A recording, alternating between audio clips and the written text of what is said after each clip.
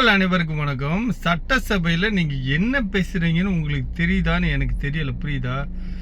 மக்களுக்கு என்ன பிரச்சனை, என்ன தீர்வுன்னு நீங்கள் பேசாமல் நீங்கள் இந்த குத்தம் செஞ்சீங்க, உங்கள் ஆட்சியில் இது நடந்துச்சு, எங்கள் ஆட்சியில் இது நடந்துச்சு, நீங்கள் இவ்வளோ லஞ்சம் வாங்கினீங்க, நீங்கள் இவ்வளோ கொள்ளையடிச்சிங்க, இதுதான் சட்டசபையில் பேசுகிற பேச்சு. அது செயலில் காமிங்க. எவன் அவன் கொள்ளையடிச்சான், எவன் நான் தூக்கி உள்ளே போடணும் அப்படின்னு.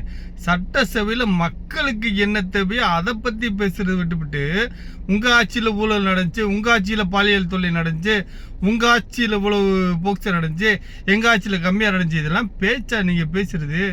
காமெடி டைம் மாதிரி இல்லை. இது சட்டசபையா இல்லாட்டி என்னது கட்ட பஞ்சாயத்தான்னு எனக்கு சத்தியமாக தெரியல. இது ஏன் இந்த மாதிரி இவங்கெல்லாம் எல்லாரும் பேசுகிறாங்கன்னு தெரியல, கூடி வச்சு பேசுகிறாங்களான்னு தெரியல. சமீபத்தில் நடந்த ஸ்கூலில் ப்ரைவேட் ஸ்கூலில் அடித்த கொள்ளையை பற்றி ஒரு ஆள் கூட பேச மாட்டேறான் எங்கேயுமே. ஏன் எல்லாரும் மூடி மறைக்க பார்க்குறீங்களா?